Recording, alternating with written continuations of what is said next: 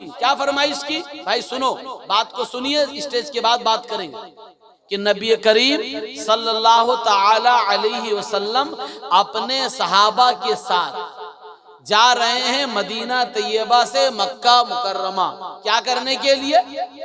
हज के लिए जा रहे हैं। आपके साथ तारीख की किताब बताती है, हिस्ट्री की किताब बताती है, किताबुस्सियर ये बताती है कि आपके साथ 1,24,000 का मजमा था।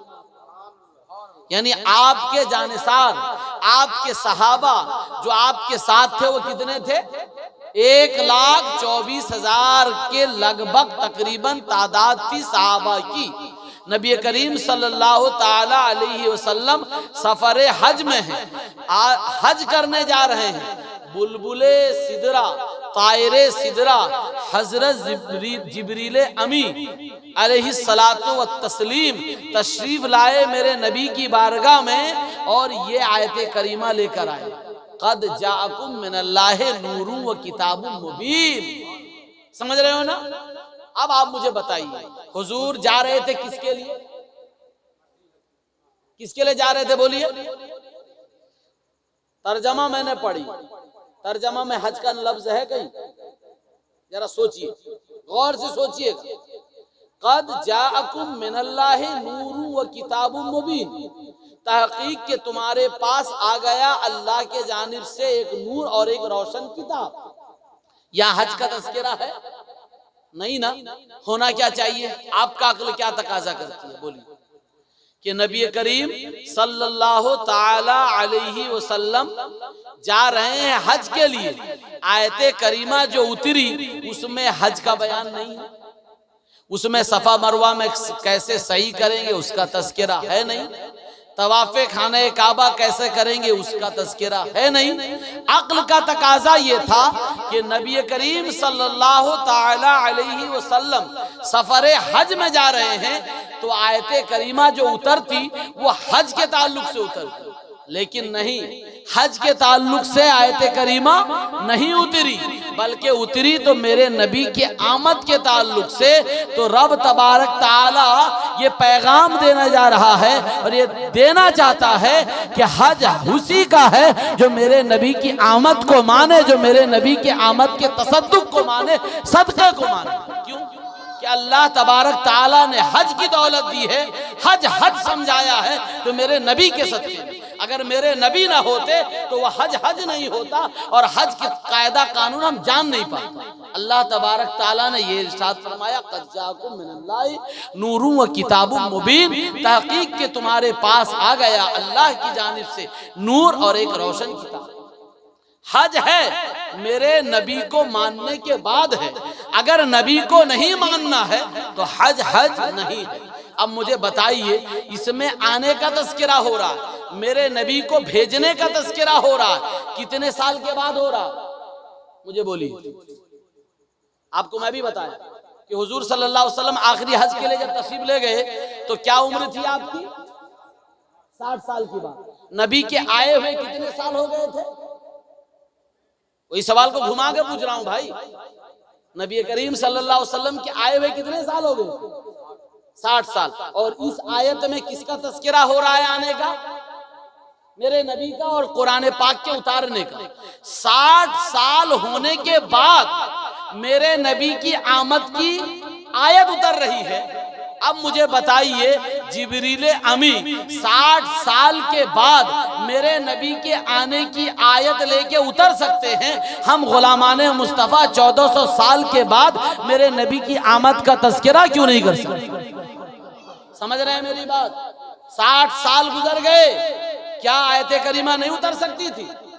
उतर सकती नहीं, उतरी 60 साल के बाद।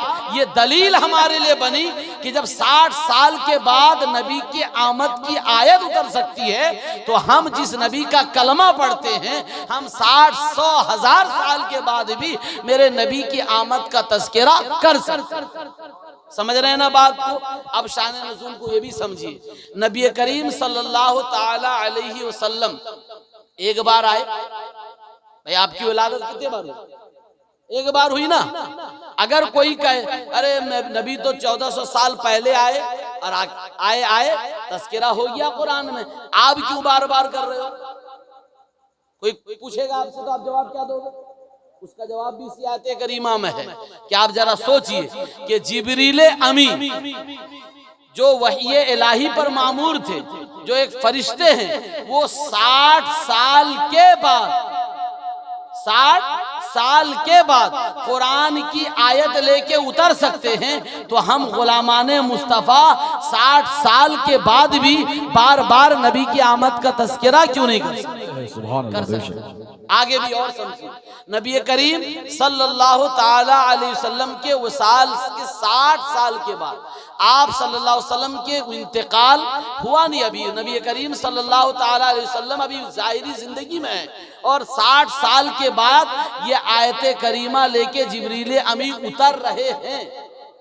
तो अगर कोई ये सवाल करेगा तस्करा हो गया, अब आपको तस्करा करने की जरूरत नहीं, अब उसका जवाब भी इसी आयत करीमा की तफसीर में मौजूद है कि 60 साल के बाद जब जिब्रील अमी आयत मिलाद लेकर उतर सकते हैं, तो हम गुलामाने मुस्तफ़ा कई 100 बरस भी गुजर जाए तो हम नबी की आमद का तस्करा कर सकते हैं। एक दूसरी बात, इस आयत करीमा की शान नुज़ूल की तफासिर की किताब में जब आप पढ़ेंगे तो ये बात भी समझ में आएगी कि जिब्रील अमी ये आयत करीमा मक्का में लेके क्यों नहीं उतरे? नबी की आमद का तस्करा है ना, नबी की आमद का तस्करा इसी आयत को जब हुजूर सल्लल्लाहु ताला अलैहि वसल्लम मक्का में मौजूद थे उस वक्त ये आयत नहीं उतरी। ये आयत उतरी कब? जब मेरे नबी मदीना तैयबा में हैं और मदीना तैयबा से सफर हज में हैं। उसका मामला क्या है, तारीख उठा के देखेंगे, मिलाएंगे तो बात समझ में आ जाएगी। क्या है कि नबी करीम सल्लल्लाहु ताला अलैहि वसल्लम जब मक्का मुकर्रमा में रहते थे उस वक्त आपको अबू जहल, अबू लहब, उतबा, शैबा घेरे रहते थे, घेरे हुए रखे थे। क्यों? वो जानते थे, उन्हें हमेशा ये खदशा रहता था कि ये मोहम्मद नाम का बंदा, इसकी बात में इतनी मिठास है, इतनी शीरी कलाम का बंदा है, शीरी मकाल वाला बंदा है, इसकी बातें जो सुन लेता है ये उसका हो जाता है। समझ रहे? मेरे नबी के बारे में उतबा, शैबा, अबू जहल जानते थे, हमेशा उनकी ये कोशिश रहती थी कि कोई दूसरा हमारा आदमी इनसे ना मिले, इनकी बात ना सुने। तो उस वक्त आपके सामने जो मजमा रहता था वो मोमिनों का नहीं रहता था, वो काफिरों का मजमा रहता था। अल्लाह तबारक ताला ने मक्का में ये आयत नहीं उतारी, बल्कि जब 1,24,000 सहाबा की तादाद हो गई तब अल्लाह तबारक ताला ने आयत मिलाद उतारी। आयत मिलाद 100 सहाबा, 1,24,000 सहाबा के बीच में उतरना इस बात पर दलील है, जब 1,24,000 के बीच में आयत मिलाद उतरी तो हम लोग 1-1 लाख इकट्ठा होके नबी का मिलाद कर सकते। समझ रहे हैं बात? पूरे तौर पे समझे कि नहीं समझे? आयत करीमा का उतरना, आयत करीमा की जो शान नुज़ूल है वो इस बात पर दलालत करती है कि हमें भी नबी करीम सल्लल्लाहु अलैहि वसल्लम का तस्करा, आपकी आमद का तस्करा मजमे में करने की इजाजत है। हम मजमे में भी नबी करीम सल्लल्लाहु अलैहि वसल्लम की आमद का तस्करा कर सकते। अब रही बात कि ईद है कि नहीं, ये दिन हमारे लिए आमद का तो तस्करा सब मानेंगे। अब हमारे यहाँ झगड़ा कहाँ हो जाता है, जैसे इसका नाम दिया, खुल के बोल रहा हूँ सुनिए, ईद मिलादुन नबी जैसे ही कहा, यहाँ से एक कंसेप्ट आया, ईद 2 है, ईद बकरीद, ये तीसरी ईद कहाँ से आई? यहाँ एक तो कंफ्यूजन आता है, कंसेप्ट पैदा होता, यहीं से हमारे दरमियान एक इख्तिलाफ रोनुमा हो जाता है। क्या इस दिन का नाम ईद रखें या नहीं रखें? अगर ईद रखें बिदअत है या सही है, इसको समझना। ईद का माना क्या होता है? ईद का माना होता है, अरबी डिक्शनरी उठाकर देखेंगे, लौटने वाली चीज। क्या चीज? लौटने वाली चीज। और खुशी के दिन को ईद इसलिए कहते हैं कि वो बार बार लौट के आने वाली दिन है। वो जो लम्हा है, वो वक्त है, बार बार लौट के आता है, इसीलिए उसका नाम ईद रखा जाता है। ईद जो बना है ये औद से बना है। आदा यऊदो का माना होता है लौटना, तो ये दिन बार बार लौट के आता है, इसीलिए उस दिन को ईद कहते हैं। ईद का मफहूम यही हुआ। ईद में करता क्या है? खुशी करता है। एक ईद में खुशी मनाता है, दूसरे ईद में अल्लाह की बारगाह में खून बहाता है। यही तो ईद है, दोनों में दुगाना अदा करता है। ईद का माना लुगत में है लौटना, लेकिन काम क्या है? खुशी, यानी खुशी का दिन है। अब मुझे बताइए, आपको अल्लाह तबारक ताला ने रमजान दिया, रमजान खत्म होते ही एक दूसरा दिन आया, रमजान की कबूलियत की वजह से वो दिन खुशी का दिन हो गया। जिस दिन आप रब की बारगाह में पसंदीदा अमल खून बहाएं, वो दिन ईद हो गया। और दोनों चीज जिसके सदके में मिली वो तशरीफ लाए, वो दिन ईद का क्यों?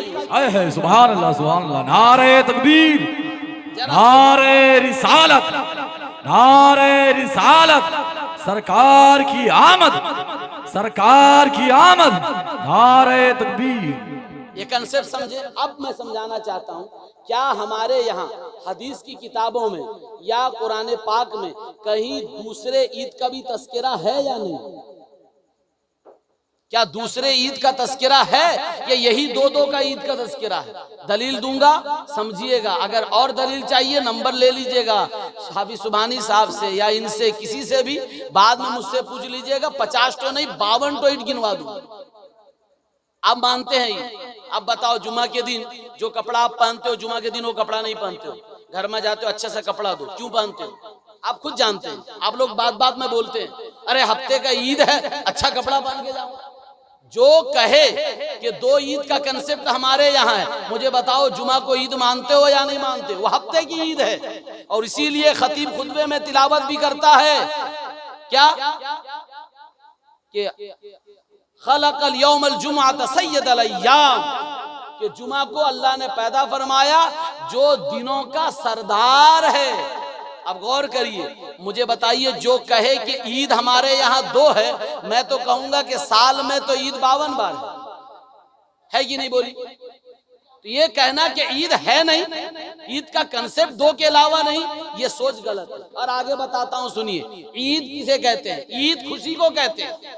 ईद दूसरे लोग भी मनाते थे, और आज भी हर मजहब में ईद लोग मनाते हैं, नाम अलग अलग है। हम अरबी मानने वाले हैं, हम ईद मनाते हैं, कोई और मानने वाला है उसका नाम कुछ और रखता है, मगर ईद है, खुशी का दिन है। मैं बताता हूँ, कुरान पाक में अल्लाह तबारक ताला की एक आयत है, रब्बना अनजिल अलैना माइदतन मिनस समाई तकूनु ईदन लिअव्वलिना लिआखिरिना। ये आयत करीमा जाके ढूंढ लीजिएगा, सूरह मायदा में है। अल्लाह तबारक ताला हजरत ईसा के बारे में यह इरशाद फरमाता है क्या कि अल्लाह के नबी हजरत ईसा अलैहिस्सलातो तस्लीम की कौम आपके पास आके एक फरमाइश की। क्या फरमाइश की? भाई सुनो, बात को सुनिए, स्टेज के बाद बात करेंगे। नूर हसन खामोश रहो। क्या अल्लाह के नबी हजरत ईसा अलैहिस्सलाम, हमारे नबी से पहले जो नाज़िल हुए थे, उनके पास एक आयत करीमा, उनके लोग आए, उसी हवाले से आयत करीमा है। उनके पास लोग आए, उनके मानने वाले, कहा आप दुआ फरमा दें, अनजिल अलैना माइदतम मिनस समाए, अल्लाह हम पर आसमान से एक दस्तरखान उतार दे। ये फरमाइश की, आपने दुआ भी की, फरमाइश पूरी भी हुई। आगे आप फरमाते हैं कि ले तकूना ईदन ले अव्वलिना ले आखिरिना, कि आप दुआ कर दे एक दस्तरखान आए, और अगर आ जाए तो हम इस दिन को ईद के तौर पर मनाएं, अगले भी और पिछले भी। क्या चीज उतरने वाली थी? बोलिए दस्तरखान। दस्तरखान में क्या था? खाने की चीजें थी। हदीस की किताब उठा के देखिए, तफसीर की किताब उठा के देखिए, क्या है कि एक दस्तरखान उतरा, उसमें खाने की चीज थी। आगे वो कौम कह रही है कि ईदन ले अव्वलिना, कि वो दिन हमारे अव्वल के लिए भी ईद हो जाए, ले आखिरना, हमारे आखिर के लिए भी ईद हो जाए। सवाल पैदा होता है कि एक दस्तरखान आसमान से उतर जाए, वो कौम उसको ईद मनाए, जिस दिन हमारे लिए सैयदुल अंबिया तशरीफ लाए, हम गुलामाने मुस्तफा, उसे ईद क्यों नहीं मना? समझ रहे हैं बात को? और आगे सुनिए, ईद की बात आई है और भी बातें बता दूं कि अगर इस दिन को ईद के तौर पे मना रहा है तो कोई गलत नहीं है। हाँ, बार बार यही है, इसको भी मनाइए और भी दीगर जितनी जरूरी बातें हैं उस पर भी अमल होनी चाहिए। अगर कोई बंदा सिर्फ ईद मिलादुन नबी का रट लगाए, नमाजों से दूर हो, मस्जिदों से दूर हो, उसकी ये फिक्र, उसका ये सोच गलत है। हमारे यहाँ दोनों कंसेप्ट मौजूद है। हम लोग ईद मिलादुन नबी भी मानते हैं, तो हम लोग 5 वक्ता नमाज की पाबंदी को फर्ज मानते हैं।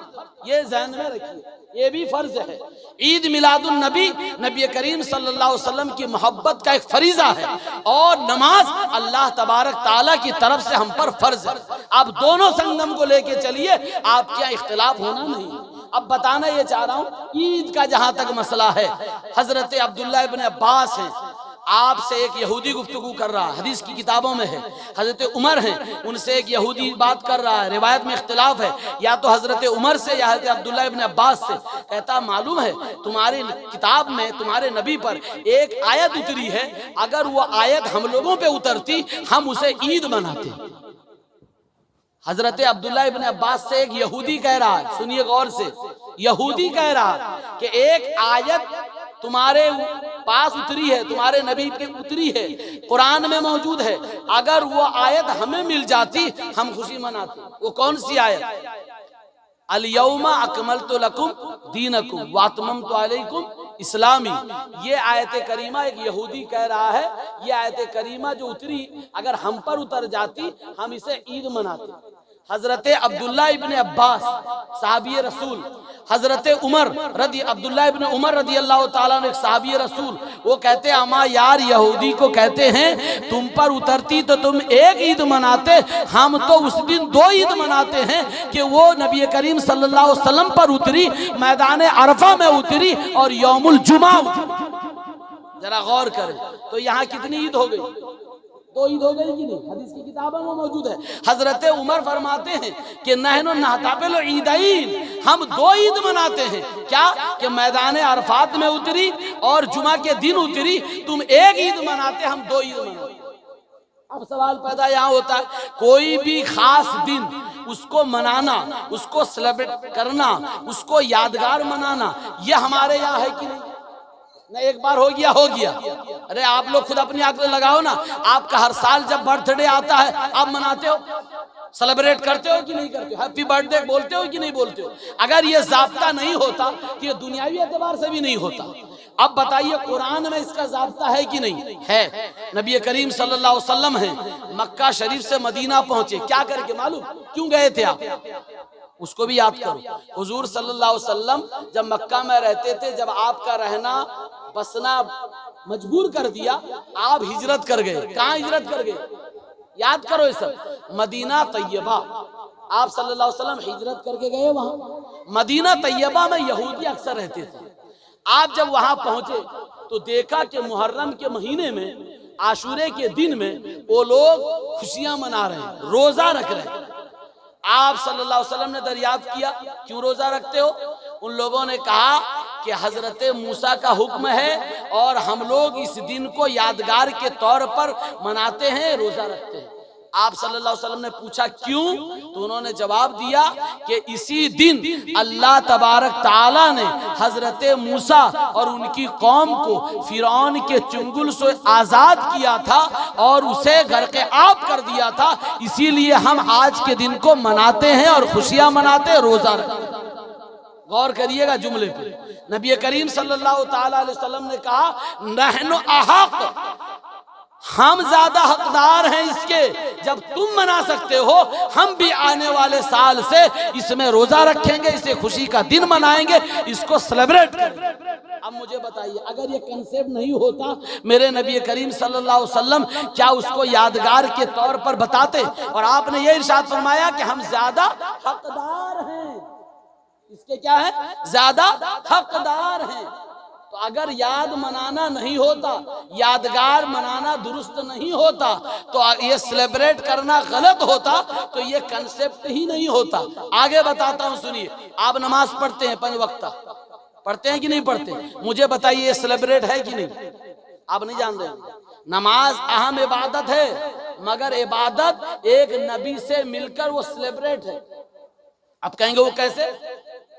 2 रकात नमाज हजरत आदम अलैहिस्सलातु तस्लीम की कबूलियत तौबा की यादगार है कि फज्र के वक्त आपकी तौबा कबूल हुई थी। अल्लाह तबारक ताला की बारगाह में आपने 2 रकात सजदे शुक्र अदा किया था, तो उसी को अल्लाह तबारक ताला ने उम्मत मोहम्मदिया के लिए 2 रकात नमाज फज्र करार दी। ये भी सेलिब्रेट ज़ोहर है, ज़ोहर में भी है यादगार। क्या कि हजरत इब्राहिम अलैहिस्सलाम के पास औलाद नहीं होती थी। 60 साल की उम्र के बाद हजरत इसहाक पैदा हुए, तो उनकी विलादत की खुशी में आपने शुक्राना 4 रकात अदा की। अल्लाह तबारक ताला ने उसको यादगार के लिए उम्मत मोहम्मदिया के लिए ज़ोहर की 4 रकात करार दी। तफसीर की किताबों में है। असर की नमाज हजरत उज़ैर अलैहिस्सलाम सो गए, मौत आ गई, 100 साल सोए रहे। कुरान में है कम लबिस्ता, उन्होंने कहा लबिस्त यौमन बाद यौम, कि कितने दिन ठहरे रहे, 1 दिन या आधे दिन ठहरा रहा। आप उठे, अपने खाना को देखा, जानवर को देखा, एहसास हुआ, बताया गया वही इलाही से कि 100 साल आप सो गए हैं, 100 साल के बाद उठे हैं। आपने उठने की पर सजदे शुक्र अदा किया, 4 रकात नमाज अदा की। वो नमाज असर हो गई उम्मत मोहम्मदिया के लिए यादगार है। इसी तरीके से हजरत अय्यूब अलैहिस्सलाम के बारे में है, रिवायत में इख्तिलाफ है, याकूब अलैहिस्सलाम के बारे में है कि आपको अल्लाह तबारक ताला ने आजमाइश के लिए बीमारी में मुब्तला की, परेशानियां दी, आजमाया। आजमाइश की वजह से आप नहीफ हो गए। जब अल्लाह तबारक ताला उनसे राजी हो गया, तो राजी होने के बाद जब उन्हें खबर मिली, वही आई, तो आपने सजदे शुक्र के लिए 4 रकात की नियत बांधी। कितनी? 4 रकात की। लेकिन ज़ौफ़ कमजोरी थी, 3 रकात के बाद उठ नहीं पाए। तीसरी रकात में सलाम फेर दिया, तो वो 3 रकात अल्लाह तबारक ताला ने उम्मत मोहम्मदिया के लिए नमाज मगरिब फरमाई। समझ रहे हैं? इसी तरीके से हजरत यूनुस अलैहिस्सलातु तस्लीम मछली के पेट में रहे। अल्लाह तबारक ताला ने जब उन्हें मछली के पेट से बाहर निकाला, आए तो सजदे शुक्र 4 रकात अदा की जुल्मत में। तो वह अंधेरे में जो 4 रकात नमाज आपने अदा की थी, वो नमाज इशा हो गई। अब मुझे बताइए सेलिब्रेट है या नहीं? आप फज्र पढ़ेंगे, ये आदम की अदा की नकल है। आप ज़ोहर पढ़ेंगे, ये हजरत इब्राहिम की अदा की नकल है। आप असर पढ़ेंगे, हजरत उज़ैर अलैहिस्सलाम की अदा की नकल है। आप मगरिब पढ़ेंगे, ये हजरत अय्यूब याकूब की अदा की नकल है। आप इशा पढ़ेंगे, हजरत यूनुस की नकल। आप बताइए, अच्छे से अच्छा कपड़ा पहन के जाते हैं हज करने के लिए, आपको बोला जाता है उतार दो, 2 चादर पहनो, अच्छा कपड़ा है, बेहतरीन कपड़ा है, कीमती कपड़ा है, क्यों निकाल दिया जाता है? ये मूसा अलैहिस्सलाम की याद की नकल है कि मेरा नबी, मेरा महबूब 2 चादर पहन के तवाफ किया था, तुम भी 2 चादर पहनो। समझ रहे हैं ना? इसी तरीके से आप मिना में जाएंगे, कंकरी मार रहे हैं, आज तो शैतान नहीं है, कंकरी क्यों मार रहे हैं? हजरत इस्माइल की अदा की नकल है। आप जा रहे हैं खाने काबा में, तवाब मार रहे, तवाब कर रहे हैं, आप सीना ऐसा करके चलते हैं 3 तक, रंबल करते हैं, क्या है? मेरे नबी की उस फेल की नकल है जो साहबा ने कहा था ये तवाब नहीं कर पाएंगे, मदीने के बुखार ने इन्हें कमजोर कर दिया। इसी तरीके से और भी बहुत सारे काम हैं। अगर हमारे यहाँ देख लिया जाए, जितने भी आमाल हैं सबको गिनाएंगे, सब कहीं ना कहीं सेलिब्रेट है, कहीं ना कहीं यादगार है। यादगार मनाना गलत नहीं है, ऐ मेरे गुयूर मुसलमानों, यादगार भी मनाओ, नमाज भी मनाओ, यादगार भी मनाओ, मस्जिद भी जाओ, यादगार भी मनाओ, नबी करीम सल्लल्लाहु अलैहि वसल्लम की सीरत पर अमल भी करो, यादगार भी मनाओ, नबी करीम सल्लल्लाहु अलैहि वसल्लम की रफ्तार और गुफ्तार पर अमल भी करो। अगर ये दोनों हो जाए, हमारा कंसेप्ट क्लियर, इख्तिलाफ दूर हो जाए। अल्लाह तबारक ताला की बारगाह में दुआ है, अल्लाह तबारक ताला हमें कहने सुनने से ज्यादा अमल की तौफीक अता फरमाए। अस्तगफिरुल्लाह रब्बी मिन कुल्लि ज़ंबिन व अतूबु इलैहि, ला इलाहा इल्लल्लाह मुहम्मदुर रसूलुल्लाह। अस्सलामु अलैकुम व रहमतुल्लाह।